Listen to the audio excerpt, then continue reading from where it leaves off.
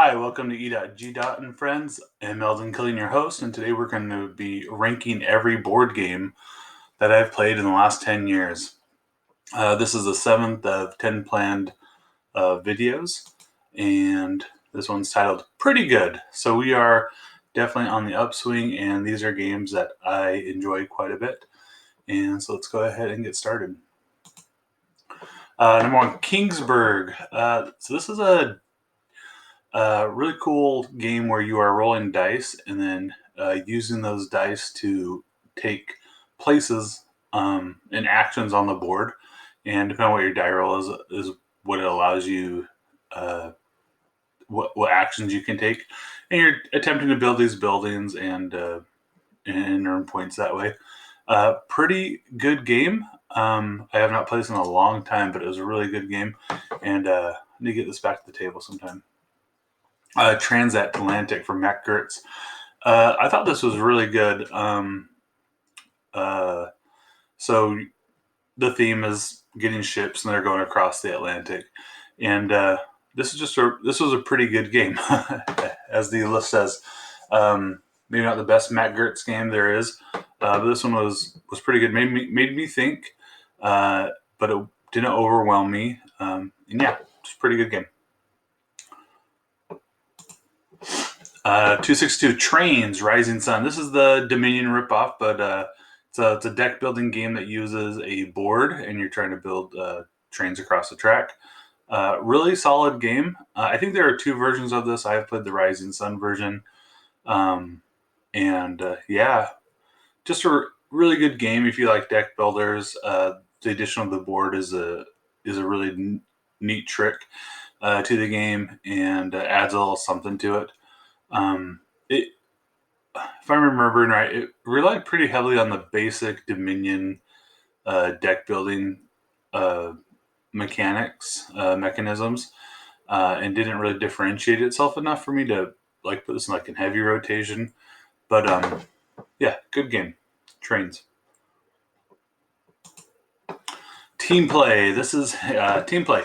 So this is you are working with a partner at the table, and you are trying to get your cards so you can fulfill different goals on the board.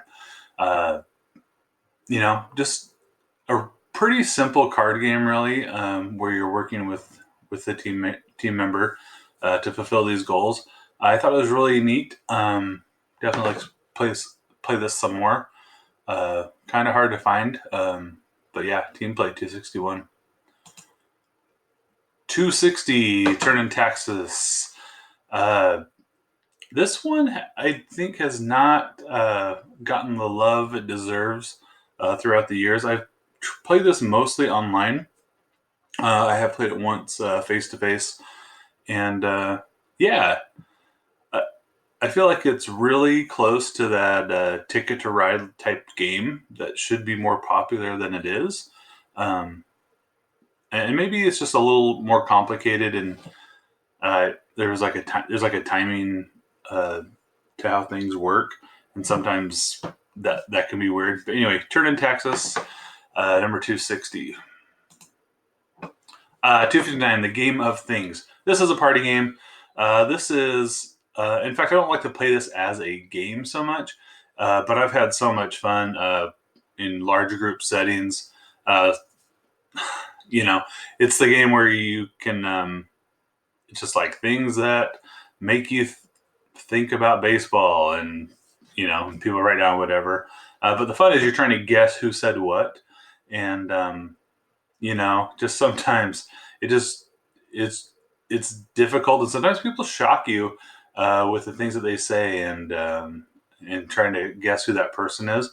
It can go a little long, but especially if you're trying to play this as a game and trying to win, I don't think that's the recommended way to play this game. It's much better if you're just having a good time and you're going out and just trying to find the funny things and figure things out. But anyway, The Game of Things, 259. 258, School of Sorcery. This is Dr. Finn's game.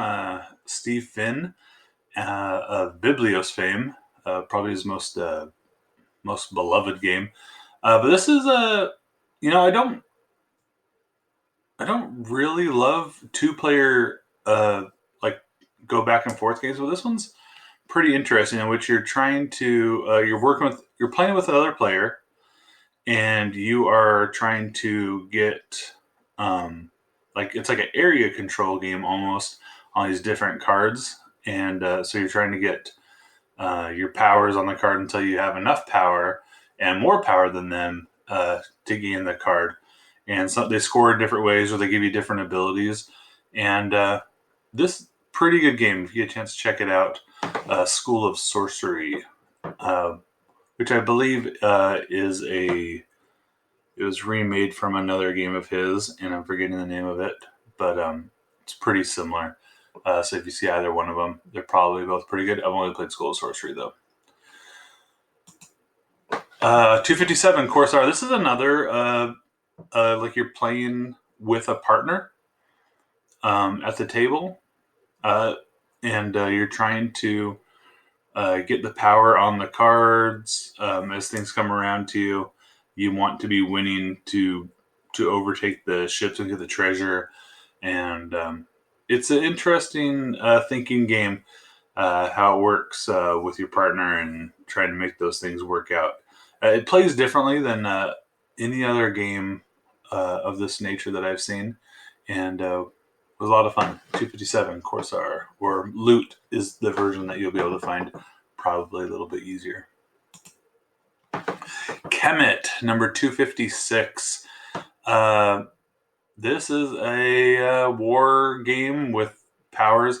It looks really cool on the table. I know people love this game. I've only played it one time. It was an enjoyable experience. Had a still have a long going joke with my friends about something that happened in this game. But anyway, Kemet, really good war game, which is not necessarily my style of game. But it does some interesting things. The card combat uh, is makes the game, I think. So you're doing combat with these cards, and you're just moving in. The board's really interesting. Like every space is basically about the same distance away from every other space. So you can get around the board pretty quickly, and so you're not getting like you can't turtle, you can't whatever, because you can always be attacked from pretty much everywhere. Anyway, 256 Kemet, pretty good game. 255 Say Anything. I have started to play this game a number of times just recently with some groups. My kids enjoy it, but this is a game of you get to say anything. You put out a question out there, and everybody tries to write down what they think is the best answer for you. And you're not limited like apples to apples or whatever. It's kind of the same basic kind of game, but you're not limited to a hand of cards that you have. You can literally say anything, as the game says. And I think that brings in some creativity. It just makes the game shine a little bit. And this is from the makers of Wits and Wagers, and so it has the opportunity to, I don't know this person very well, but I can bet on the person who I think he knows the question giver well, and still score some points and do well. But anyway, 255. Say Anything. 254 Revolution. This game is kind of crazy. You are bidding on these different areas on the board, trying to get control of the areas on the board using 3 different currencies: gold, blackmail, and force. And force is the strongest, and then blackmail and gold. But the places where you go kind of dictates what income you get in the future also, and as you try to use these different currencies to blind bid. And it seems a little too crazy to work, but it works pretty well. I do tend to like bidding games, and this game does it differently than a lot of other games I've played. So 254 Revolution. 253 PAX Premier 2nd Edition. I was in Georgia for this last summer, and of 2019, I should say, and I just went and crashed a game group, and got a chance to play this with a fine group of people, and this. I think the art on the cards and the general look of this game is maybe not as great as it could be, but the gameplay is thinky. The gameplay is uh, it's tricky.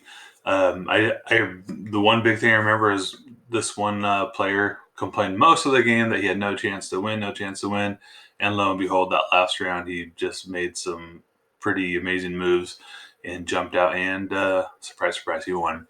But anyway, PAX Premier, second edition, number 253. 252, Zulareto. I've only played Zulareto once. It is very similar to Coloretto, which I can't remember if it's been on the list yet. Um, but I quite enjoy it. Zulareto makes it more of a board game. Has these little cute animals, and you're trying to get them in pens in your zoo. Where Coloretto is more themeless, But yeah, Zulareto is pretty good. The pieces, though, they do kind of feel like they're there just to be cute and whatever, and aren't really necessary for the game. I think Colorado just it does it probably a little snappier, and for this game, I think snappier is better. So I'm pretty sure Colorado's higher up on the list.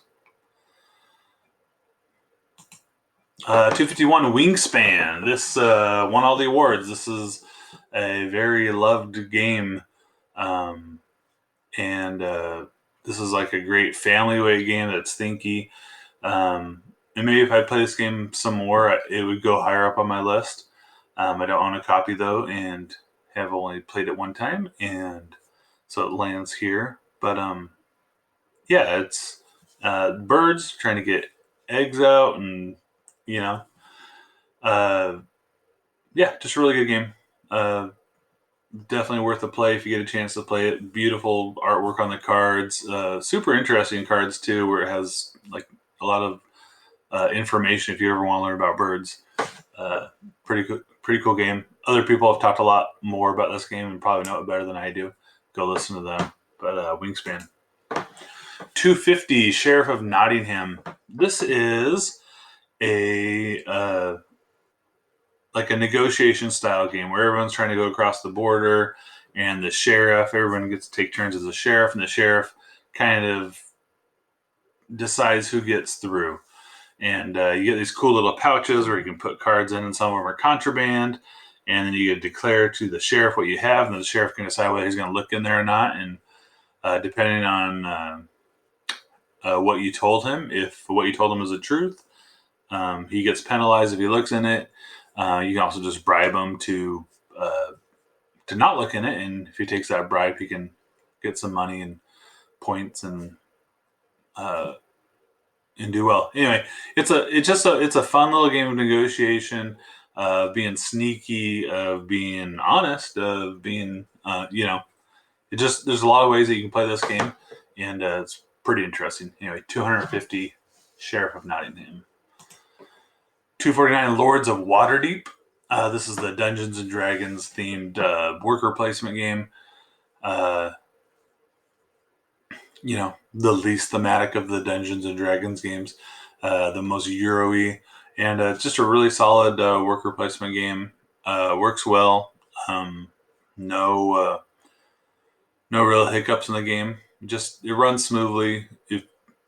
And it's a game that I like. I like games like this. There's a lot of games in this space that I like better than Lords of Waterdeep, but it's a really solid game. 249 Lords of Waterdeep. 248 The Spiker Shot. This game can be mean. This is a Stefan Feld game where you are bidding on these buildings, and the way the bidding works is definitely unique in the game space, and but it can be real mean. You can especially if you're playing like a full full can of players, it can be just real vicious. Anyway, the Spiker Stat. I think there's another version of this game with a different name, and I'm forgetting the name of it. I haven't played it, but it has a different theme. This is like warehouses, like Dutch warehouses or something like that. Anyway, 248, the Spiker Stat. 247, On Tour. I just picked this up not too long ago from the Kickstarter. It has some really nice dry erase boards. What you're trying to do is plan a tour for a band, and you roll the dice, and everybody has to put that number. There's these two D10s that are nice and chunky. You roll those, and you have to put down two numbers. So if it was like a 5 and a 7, you have to put a 57 and 75 somewhere on their board, and you're trying to go low to high in order through this, and trying to get the cities all lined up in order. And whoever can do that the best wins. Just really simple, works really smoothly. Just a really good roll and write game that's good for a crowd. And the solo version app is really good. I played a bunch. Anyway, On Tour 247. 246, Flamme Rouge. It's a bicycle racing game where you're drafting and you're playing these cards. The deck of cards you have is different than anything else I've really seen, the way it works. But yeah, this good bicycle racing game if you're in the market for something like that. 246, Flamme Rouge. Citadels, Bruno Faidudi's Citadels.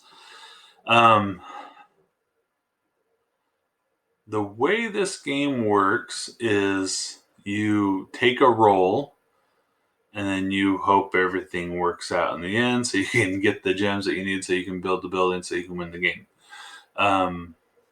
Just real brief overview. The different characters mix up the game. I have a version that has a expansion there, so you can kind of mix and match different characters that do different things for some variability. But anyway, Citadel's pretty good game. It's a classic. It's been around for a long time. People still enjoy it. 244, Catan Histories, Merchants of Europe. I enjoy Catan games. Catan Histories is a series of games. I've played a couple of them. Merchants of Europe, I'll be real honest, I don't remember a whole lot about what the twist was, but I know there was one. And I remember enjoying the game. But I'm trying to remember exactly what the twist was. It's been a long while since I played this one. But Catan Histories, Merchants of Europe, pretty good game. 243, Between Two Cities. I enjoy games where you are doing funky things. So the funky thing in this one is you are working with your two partners, and you are trying, and your score is your low score between the two cities that you're building with your partner on your right and your partner on the left. So you're working with both of them, and you're just trying to get the best city you can. And so you have these weird alliances that sometimes eventually, if one city's not doing very, very good, you might need to ignore the ones doing well so you can make your other city better. And, the scoring here is crazy, especially if you play with a full complement of players. Sometimes it's hard to, just figuring out who won the game is a game in itself. But 243, Between Two Cities. 242, Avenue. Earlier we had Kokoro, the Avenue of Kadama, and this is the original version. I do like this one a little bit better. I feel like the theming on it is a little more straightforward. Like I'm building roads and trying to get to the farms and whatever. But anyway, just a good, solid flip and right game.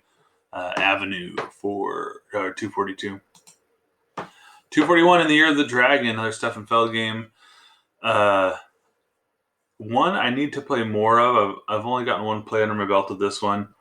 And this has a cool where you are kind of splitting up different actions in different pods. And so you can pick a pod and you get to pick one of the actions in there. But then nobody else gets to pick the other action in there. And then you go through like a whole year, and some months like bad things happens or good things happen, but there's just a little twist in every round. Just a really solid game in the Year of the Dragon. I need to get more plays of this one out. 240 Automobile. Wheels to Wealth. This is a Martin Wallace game where you are trying to build automobiles, and you're kind of getting some technologies to make better automobiles. No, this was a nifty little game. I felt like the graphic design on it was a little funky and weird. At least the version, I know there's like a nicer version of it. I don't know if the art's different in there. But it comes like in a nice box. Anyway, Automobile, pretty good game. Again, I've only played this one once. Would probably like to play it some more. 239 Animal Upon Animal. In the last video, we had Animal Upon Animal, Creatures Great and Small, which is basically just a smaller version of this. The bigger, chunkier pieces, better for my big, clunky, chunky hands. And so this gets the heads up on there. Just great stacking game, works with kids, works with adults. Good game. Haba doing well. I just saw that there's some more versions of this coming out, like a holiday version, which could be kind of cool. Samurai. This is a Reiner Knizia game where you are placing these you're getting out these different tokens. The scoring is all weird. It's been too long since I played this to even remember how to describe it. But like if you have certain pieces together, it's better than if they're not together. I don't know. But anyway, real thinky game. And again, just played it once a long time ago. I really enjoyed it at the time, but haven't had a chance to play it again. 237 Docmas. Played this a couple years ago at BGG Spring. Yeah, it was an enjoyable game. I remember we were in the library trying to find a game, and somebody said, "Oh yeah, this game's pretty good." So we just grabbed it. Nobody knew anything about it. We parsed through the rules, and had a good time. I think about buying this game sometimes, and I see it on sale, and for some reason I don't buy it. But it was pretty good. It's pretty good for what it was. Docmas 237. 236 Gaia Project. People love this game. This is the Terra Mystica in space. Terra Mystica is a really popular game as well. I would like this game more, except for I'm just terrible at it, and I get destroyed every time I play it. But everybody has a unique race and that can do these crazy things in space. Trying to turn the planets into the type of planets that you can colonize. And there's this travel thing that I can never figure out. This is a game where you can like earn more actions if you do it right, and I never do it right. So there's that. Anyway, 236 Gaia Project. 235 Medici Reiner Knizia auction game. This one is just really I like. This is part of the trilogy with Raw and Modern Art. Haven't seen Raw or Modern Art yet, so this is my least favorite of the three. But it's a solid auction game. It's not too hard to learn. Plays well with a variety of people, and anyway, it's a good game. 235 Medici. 234 The Gallerist, Vital Lacerda's giant game from Eagle Griffin. This has a cool cool mechanism where like you can bump people out of a spot, and you kind of want to get bumped out because it gives you a little bonus action. I've played this a couple times and I never seem to get bumped when I want to get bumped. And anyway, it's also a super thinky game, like most of Vital Lacerda's games, just real thinky. Really solid game. The Gallerist 234. And Catan. My preferred way to play this is with Cities and Knights. I don't generally, in this ranking list, I don't have expansions like separated out.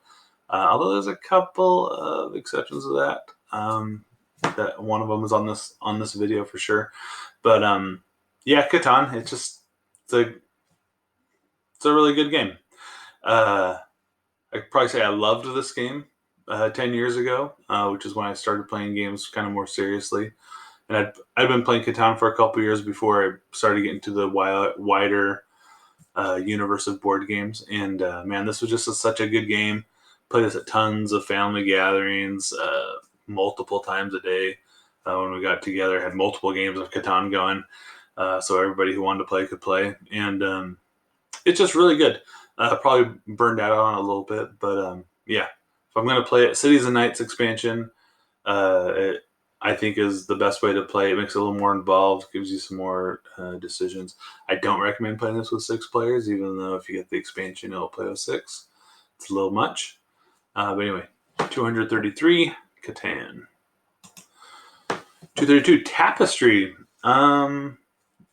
Tapestry from Stonemaier Games.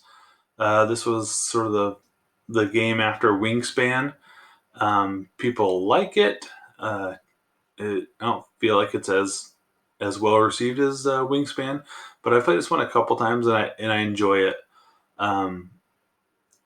It's not too difficult. Like the basic mechanism is I'm trying to go up on each of these tracks, and so I really only have a couple of different options and trying to plan how to maximize that and maximize my resources so I can move up the tracks more efficiently. And everyone has a different civilization that they're working with that has some special rules or special abilities and goals that they're trying to figure out. And yeah, you're just playing these cards. Just really solid game. Maybe not super balanced. I know they've had to do some things to kind of rebalance the game a little bit, but just pretty good. It's a pretty good game when it comes down to it. Can't stop, won't stop. This is Sid Sackson's dice roller. It's Push Your Luck. It is the Push Your Luck game, where you're rolling 4 dice. You're trying to get 2, and then you put 2 dice together to make numbers. You're going up the track. You can keep rolling as long as you don't bust. Eventually you bust, and then it's the other person's turn. But yeah, the simplicity of this Push Your Luck game is fantastic. Anyway, 231, can't stop. Highly recommend. Welcome to this flip and write game that can work with a large crowd. Is really good. The only thing that probably brings us down as low as it is, it probably rank higher for me. But the scoring is hard to explain to like newer players, and it always kind of throws people for a loop. And I played this game like 3 or 4 times before I got the rules right. I think I have them right now, but they're just things. I learned it wrong. Reading the rule book, I kind of glossed over some stuff, didn't quite get it. I guess that's my fault. But anyway, yeah, really solid roll and write game. You should, not really roll right. It's a flip and write. And anyway, it's a really good game. Works lots of situations. Probably a game you could play over Zoom during this time of COVID. Walnut Grove. I've played this a couple times. Just a good game. When it really comes down to it, it's thinky. You got some trying to get around that track and get the spots you want to get to, so you can get the resources you need and not have to pay too much and get out there and build your little farm or your tracts of land or whatever, and get the things that you need. Probably game. I need to play this game more. BG ranked 1, 2, 3, 4. That's pretty awesome. The quality of the components of this game is probably a little subpar. Like the graphic design of the tiles, I think is kind of chintzy looking. But yeah, the mechanisms of the game are definitely thinky, definitely solid. Walnut Grove. Lords of Vegas. This is another pretty good game, and this is one where I played this a few times, and this last time I played, we, the rolls of the dice did some weird things in this game. In the last time I played it, that I don't remember in previous times that I played it. But it's just shifting around, trying to get like area control of these different casinos, which are all represented by these dice. And anyway, I don't know. I'm not explaining this very well, but it's a really good game. You should try it out. Lords of Vegas 228. Dixit Jinx. Like I said previously on another video, I've never actually played Dixit. But I picked up Dixit Jinx in one of my online orders. And it's how I understand Dixit plays is you give a clue about a card. You don't want everyone to know it, but you want some people to get it. And this plays out in a really fast manner. There's a grid of cards out. You give a clue and people touch it as fast as they can. And if the first person touches it, they get the card and you get nothing. But if a couple people touch different cards first before they get the one that you're really looking for, you get all those wrong ones. But somebody has to touch the right one for you to get something. So, they have an incentive to touch the right one, so they get some points. You want them to be tricked a little bit. This plays really fast. Really good game. When you kill some time and want to think a little bit, but not too hard. Anyway, Dixit Jinx 227. 226, The Mind. So this is a silent game where you are playing cards out of your hand in order without communicating to the other players what cards you have. And you do this all silently while you stare into each other's eyes. And anyway, it's just fun. It's funny. I have the app on my phone, and I've played this like solo player with a computer, and that's an interesting experience. I don't know what you're even doing though in that scenario. But playing with other people, it's fun to play this multiple times with people, because I try to follow the suggestions in the rule book where you don't talk about strategy. You just keep playing until everyone kind of gets in the same groove and kind of comes up with their own ways to play in order as they understand the game. And seeing that like kind of light switch go from people who are just kind of playing almost semi-randomly to like really say, oh, I can do this, and that's gonna, if I think like this, then I can have a better chance and learn little tricks in the game. Anyway, 226, The Mind. 225, Deep Sea Adventure, another push your luck game where you are trying to get down into the sea and get in these treasures. But the more treasures you get, the faster you use your oxygen, and the more treasures other people get, the faster they use oxygen. And so you might run out of oxygen before you get all the way back up to the submarine, in which case you get nothing.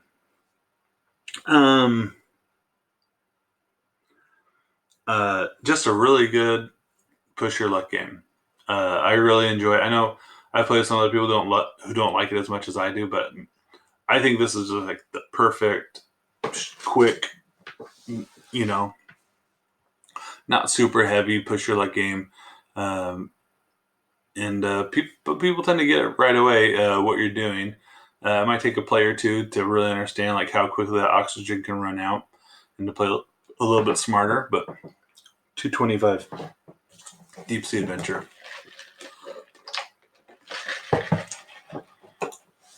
224, Acquire. Sid Sackson's great game from the 60s of acquiring hotels and stocks in hotels. A game where at different phases in the game you want to be acquired, and other phases of the game where you want to be the acquirer. And this just works really well. For a game that's so old, it almost feels fresh in my mind. It's almost an abstract strategy game, but it doesn't feel like it. That the hotel thing makes sense as you're making these, as you're connecting these hotels, and they run into each other. They become another hotel chain, or one takes over the other one. Just really good game. Anyway, 224, Acquire.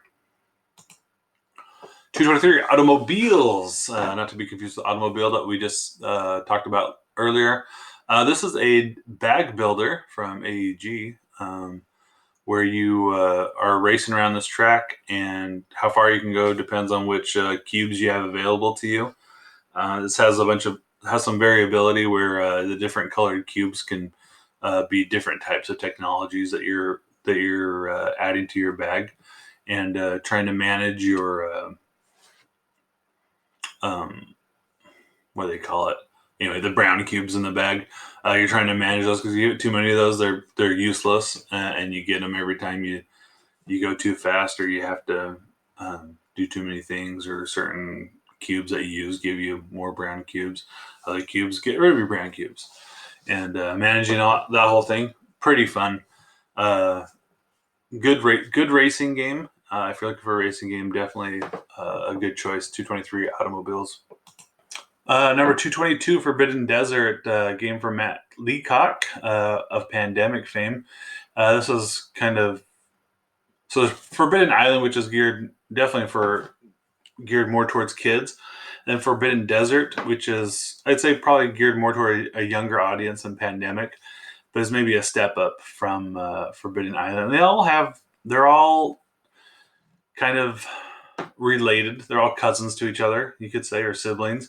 But Pandemic, you're trying to get rid of the diseases. Forbidden Island, you are trying to get artifacts, and then get off the island. Forbidden Desert, you're trying to survive the desert. So you're trying to collect all these pieces of a flying machine so you can fly out of there before it's too late. And but this one's really interesting. It has like shifting sands that are just these sand tokens, and they kind of shift all over. They cover things up, and your goal is to try to uncover things so you can find the pieces. And just this one's really, I really like this game. 222 Forbidden Desert. 221 Ricochet Robots. I played this game a lot. It is the quote-unquote straggling game at my main game group when we have big game nights. As everybody's coming in to play Ricochet Robots. And this is kind of a silent puzzle game where everyone's trying to solve the puzzle, and they make a claim on how many moves they can do it in. And then everybody tries to beat that number while the sand timer runs out. And Ricochet Robots. It's definitely a game where if you've played it a lot, you have a major advantage over people who have not. But it's such an interesting puzzle in trying to figure these things out.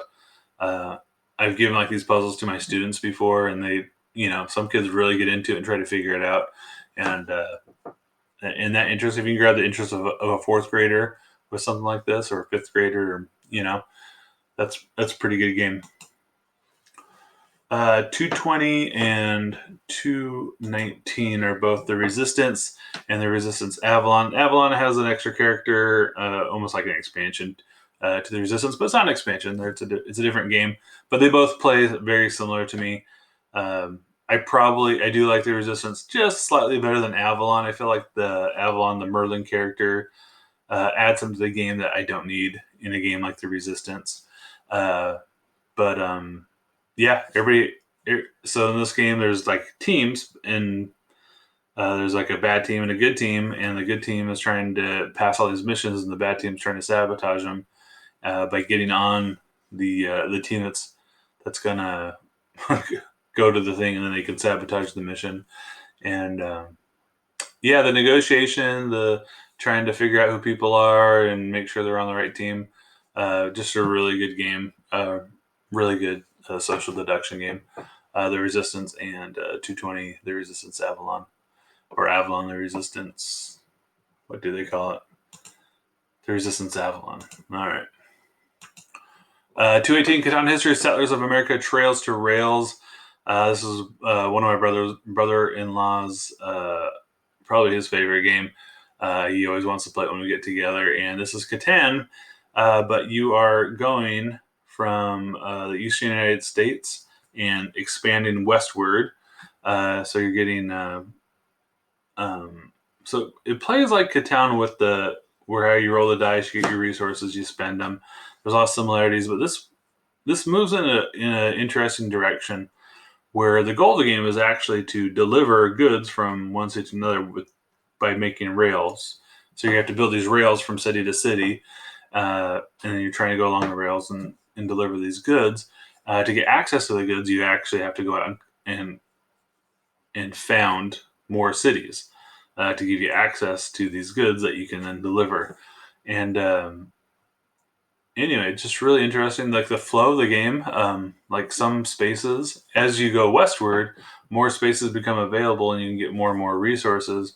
But also those cities that are on the eastern seaboard where you start the game, some of them lose their numbers altogether, and so it become like if you have a settlement there, all of a sudden you're being less productive. You really need to go out west to get. It does a good job of pushing you to tell the story of the game. And anyway, Catan History, Settlers of America, number 218. Number 217, Patchwork. Such a this one is loved by a lot of people, and I really like it too.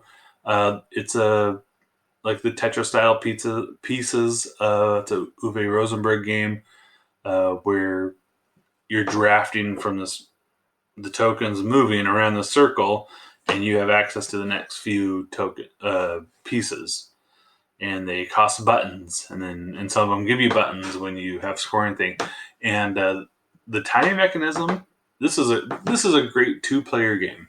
Really, when it comes down to it, if you need a quick 2-player game, it's going to last 15, 20 minutes. This is a really good bet, and you can play it back to back. Really good game. 217 Patchwork. 216 Click Clack Lumberjack. Or this game has it's been renamed a few different times. In fact, my version I don't think is even Click Clack Lumberjack. I think my version is TikTok Woodman, something like that. Anyway, my box got destroyed. I have it in a plastic bag now. But yeah, this is just a great dexterity game. You have these pieces that go up, and you're tapping on it. Talk Woodman. That's how I explain the game. You get 2 talks, talk, and then you're trying to push off the outer parts of the wood pieces without knocking over the center ones. And the center ones are so big, you think, it's pretty hard, but they slide. Man, they slide. Anyway, this is a fun game. Works well with young kids. Works well with older people. Not a long game. 216 Click Clack Lumberjack. Number 215 Walkstar. It's like a real team cooperative game where it's chaotic, where you're trying to fulfill these orders. Real good game. I played this one a long time ago, and then it's hard to find. Just real good game. If you get a chance to play this one, get it out. Clank, number 214. My estimation of this game has gone up quite a bit over the last year, and we're going to talk about that later in the list. But Clank is a deck building game and a dungeon like adventuring. You're like going down into a castle, and you're trying to get the loot and get out before the dragon wakes up and burns you alive. And it has this interesting thing where like you can go in, grab your loot or whatever, and run back. And as soon as somebody gets it back, it kind of sets this timer in place. And so you can push your luck and stay down in the danger area, and all you really have to do is get out of the danger area to be in contention to win the game. And so the one time I played just the regular Clank, that I thought I was dead in the water. Some stuff happened kind of fortuitously for me, and I barely got outside of the danger zone, and I add up all my points. I end up winning. And that was kind of an exciting way to end the game. And it was okay. It was like a okay game for me. But I have played I've been playing the legacy version with some friends. COVID's really put a kink in that whole plan. But Man, the legacy version is really good and has made me like my memories of the original are even better now because of that. But 214 Clank. 213 Dominaire. This is the game where you are constantly just sticking it to all the people around the table. And that is the game, and you just got to get used to it.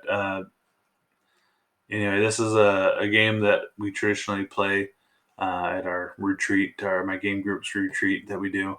And man, I don't know, it's just a lot of fun. It's crazy. It's hard to even like the planning.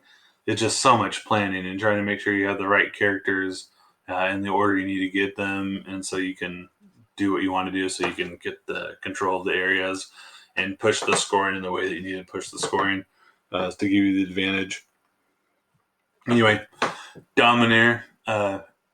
You can't take it too seriously, or else you'll be real angry at the people you play with. 213 Dominaire.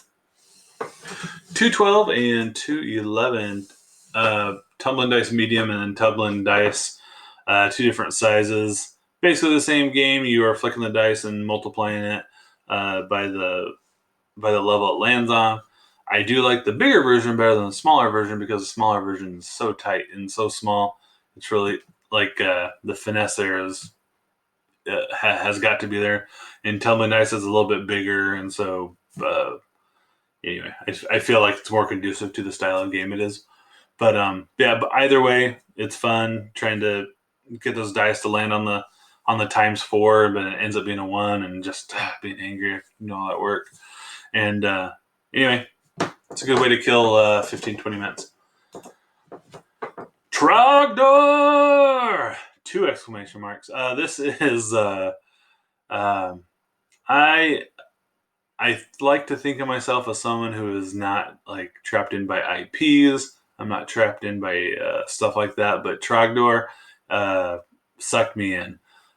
Big fan of HomestarRunner.com back in the day. Flash video series. Strong Bad was the luchador masked boxer, gloved-handed guy who was always saying crazy things and answering emails. And anyway, if you don't know HomestarRunner.com, highly recommend you go find it. Go find some of the old Strong Bad emails on YouTube and watch those and have a good time. Anyway, this is Trogdor, who is a dragon with a beefy arm, and you are trying to help him burninate the countryside, all the villages, and it is I don't know. It just maybe it's not as good as the game, but I just have so much fun with the IP. It's so crazy. So at the end of the game, one of the rules is like Trogdor doesn't lose, he rage quits. And so at the very end of the game, if you don't beat it in the regulation, like you get one last like move where Trogdor like just flips over a bunch of cards and hopefully burninates everything. And I don't know, it's silly cooperative game, just real silly, but also fun. It's not a broken game. It's not. It's a challenge. It's a challenge to win the game. And anyway, 210 Trogdor, the board game. 209 Eminent Domain by Seth Jaffe. This is sort of like this is like one of those games where there's like a following mechanism, and you're building this deck by taking actions and gaining cards in that action and trying to get the symbols. Sort of like Race of the Galaxy, San Juan type thing. This one's really solid game. I enjoy it quite a bit. I haven't played it for a while, but I remember when I first got it, I played it quite a bit. And just trying to make that engine that you're building work for you. And it's really easy to get a lot of cards in one thing, but then it makes it so you can't follow other people's actions very well. Has a really cool you win card, and where if you can get an insane amount of research or whatever, you just win the game. really hard to pull off. I don't think I've ever seen it pulled off. But anyway, interesting game. 209 eminent domain. 208 Quadropolis. I feel like this one, 337 on BGG. I feel like it's kind of gotten lost over the years, but this is a really interesting and unique city building game where wherever you put whatever like row or column you take from, you have this like guy pointing at it, and other people. It kind of limits wherever other people can go later in the game, and you're just trying to get the right set of buildings in your city to score points, and it's the way buildings score are all a little bit differently, are all a little bit different from one another, and it's a good game, good family weight game. Not too young of kids, but want to get those kids to start learning their multiplication, understanding how those numbers work, and adding things up together. Work on the numbers. 10-year-olds. Good game. 208 Quadropolis.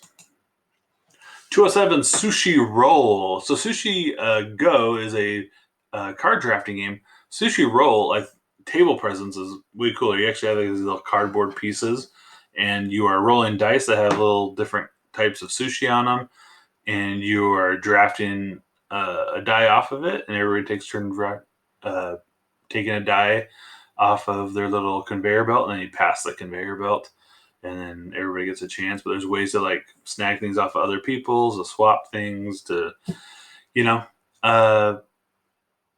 I think I like Sushi Go better, but Sushi Roll definitely a worthy little game, and it's different enough. I feel like there's a place for both of them on my shelf.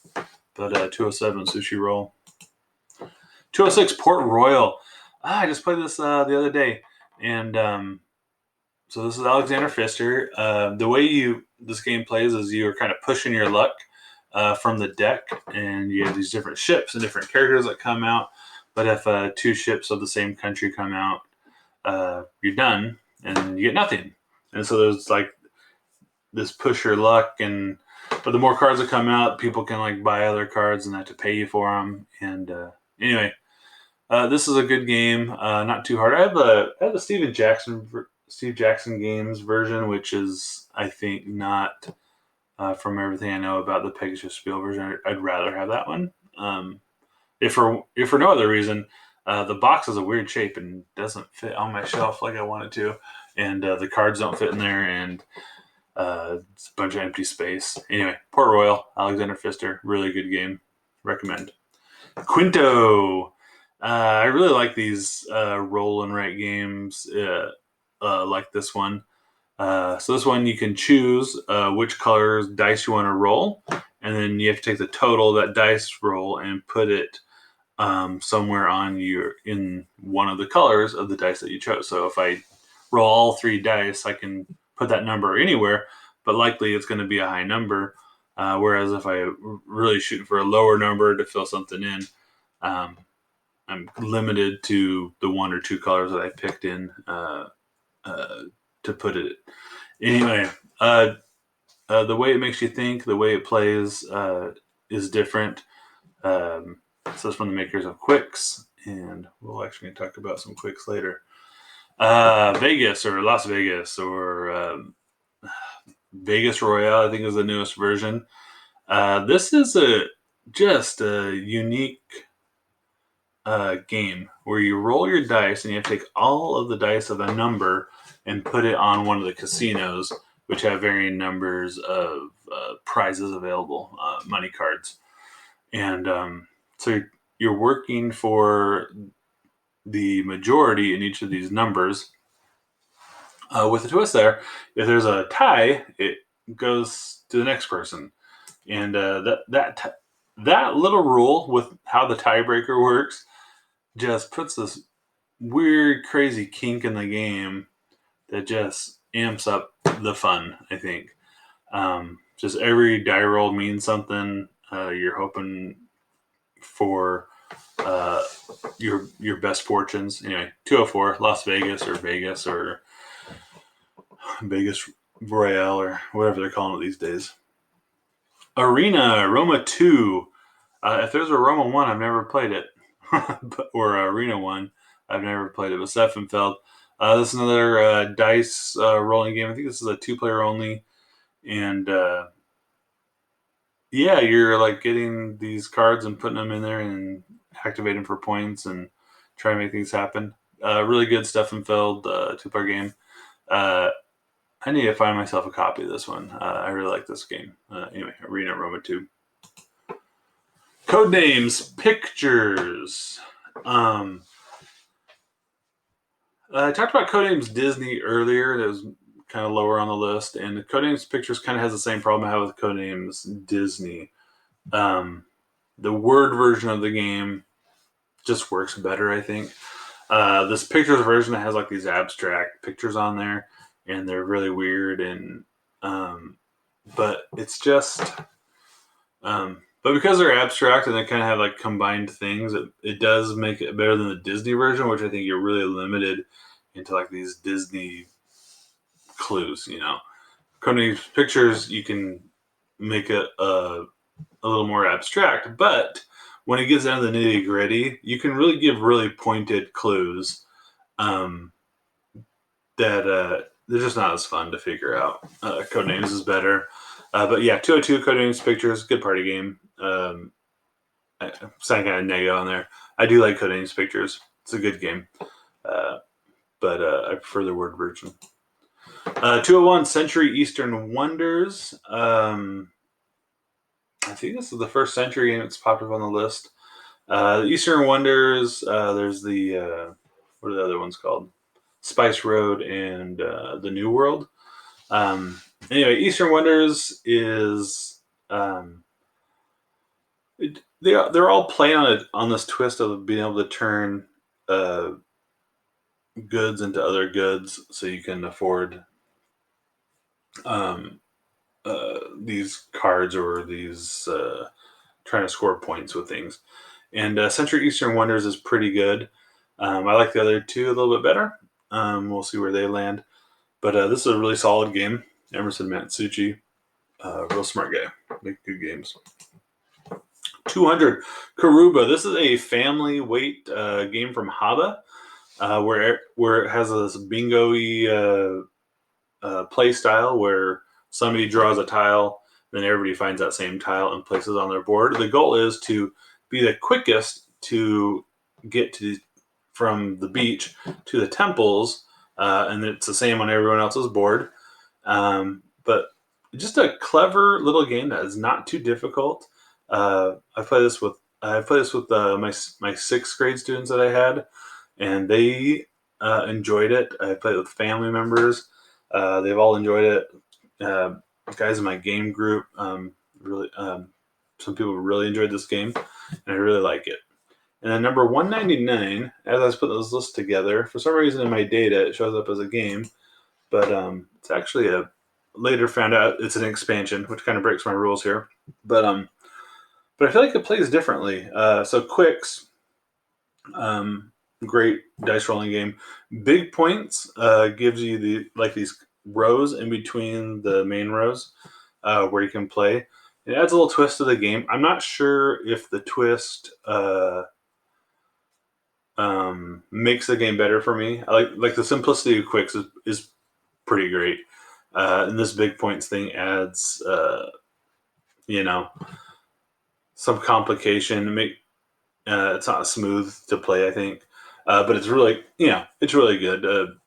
Anyway, 199 Quicks, Big Points, and that's where we're going to end today. This has been all the board games ranked from Gdot and Friends, and I'll see you next time. We get into some even better games. Where? I'm making a YouTube video, Dad.